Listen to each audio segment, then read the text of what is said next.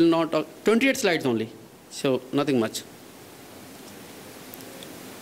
And out of them, one is UCSI, one is that, 3 slides are gone. Somatopause, so abnormal decline in the growth hormone. So we all know majority of growth hormone is produced in the pituitary gland in first 3-4 hours of sleep. So sleep good, sleep tight for a good growth hormone. It peaks in adolescence, reaching about 1,500 microgram per day.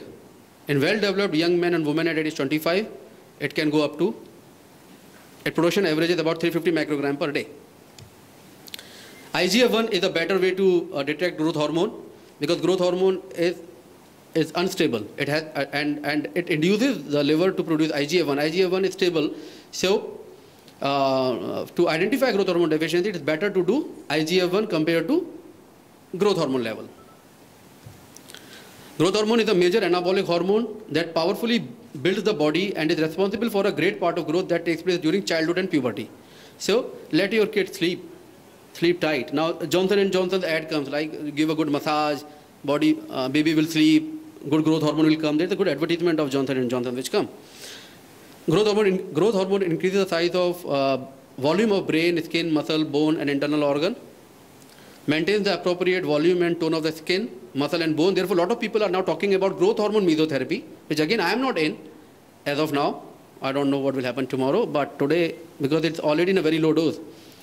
Growth hormone maintains the normal body composition by increasing nitrogen retention and stimulation of skeletal muscle growth and by mobilization of the body fat. Visceral adipose tissue is particularly responsive to growth hormone. So does it have any potential in metabolic syndrome? Always a question of debate. In addition to enhanced lipolysis, so growth hormone induces lipolysis. Growth hormone decreases the uptake of triglyceride in the body fat store. So probably can be an option for metabolic syndrome. A decrease in growth hormone production causes an acceleration of aging process with atrophy and sagging of skin, muscle and tissue. Typical. Within Amitabh Bachchan nowadays, typical growth hormone deficiency. The wrinkles and fat begin to replace the smooth skin and muscle. So a lot of things can be done, fillers can be given, upliftment can be given, but if along with that some growth hormone can also be given, results can be enhanced. Growth hormone increases the function, repair and health of muscle, heart, lungs, liver, kidney, joint, nerves and brain. Growth hormone's mental and emotional impact is substantial because growth hormone stimulates the parasympathetic nerves like progesterone, which contain many mood calming neurons. Aesthetic manifestation of growth hormone deficiency, same. Sagging cheek, flabby abdomen, receding gums, thinning of hair and skin, sparse thin hair, thin lip, loose skin fold under the chin, obese body, kyphosis, aging features, exhausted, always exhausted and tired. I am tired, anxious and worried, tendency to be depressed, hard to recover after physical activity, decreased muscle strength, difficult to build muscle, low self-esteem, mood, memory, attention disorder, excessive emotional response, hysterical, and low libido, sexual dysfunction. I think this is for everything. So GH secretion declines approximately 14% per decade. So almost about 1.4% per year. The concept that the decline in growth hormone and IGF-1 secretion contributes to the decline of functional capacity in elderly men, that is somatopause, is mainly derived from the studies in which growth hormone replacement therapy in deficient adults increased the muscle mass, muscle strength, bone mass and quality of life. A beneficial effect on the lipid profile and decrease in the fat mass were also observed. Adult growth hormone deficiency can be considered a model of aging. I want to repeat it.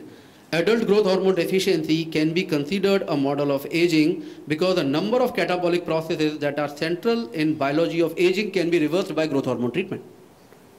So it can be called as the anti-aging hormone. Level of IGF-1, 150 to 700 nanogram per ml, optimum is 250. I always recommend to give growth hormone therapy if IGF-1 level go below 100. Along with the symptoms of GH deficiency, if on the higher side, we can always think about melatonin, a good sleep, DHEA, and other secretagogues. Indications of growth hormone therapy: insufficient secretion of growth hormone, adult growth hormone deficiency, Turner syndrome, chronic renal insufficiency, Prader-Willi syndrome, idiopathic short stature, somatopause. Then the component of all the other pauses: andropause, menopause, adenopause treatment, age-related cognitive decline, age-related muscle atrophy, skin aging, obesity, osteoporosis, improvement of body composition, HIV-induced muscle loss or muscle loss of any other reason, and infertility. Growth hormone is also used for induction of ovulation along with gonadotropin. It can be used. So two more things other than gonadotropin for ovulation, or clomiphene, anti-estrogen, gonadotropin. Now we have growth hormone who are not responding to that, and DHEA. Target, bring IGF-1 to optimal level. No adverse effect should be there. Improve quality of life. Adult dosing is 0.3 to 0.9 units per day, subcutaneously at night or on alternate days. Rarely the doses of 4 units are required. I usually don't recommend more than 1 unit. Contraindications, neoplasm, benign intracranial tumor, acute critical illness due to open heart surgery or abdominal surgery. At that time, not to be given. Caution, pregnancy, lactation, subclinical hypothyroidism. Growth hormone therapy can unmask the subclinical hypothyroidism. We spoke in the morning. During thyroid replacement therapy, the dose has to be titrated of both thyroid as well as growth hormone. During androgen replacement therapy, lot of muscle mass develop, diabetes mellitus. Adverse effect, myositis, myalgia, arthralgia, not because of growth hormone, but because of the component in the injection, the diluent. Hyperglycemia, carpal tunnel syndrome, unmasking of hypothyroidism, increased T3, benign neoplasm, benign intracranial hypertension, headache, nausea, vomiting, injection site reaction, paresthesia, edema, progression of scoliosis, excessive muscle development, breast enlargement women, pseudogynecomastia in men, excessive aggression, acne, oily skin, acromegaly. This is all what we have to tell the patient so that they can always get back to us if they are having any sort of. What I tell them is, if you get very oily skin, acne eruption, headache, lot of aggression, people start telling you that you are now becoming more aggressive, call back or come to me. GH therapy may unmask subclinical hypothyroidism. The stimulators of growth hormone, so we know testo, melatonin, we right now spoke about, DHEA. So these are the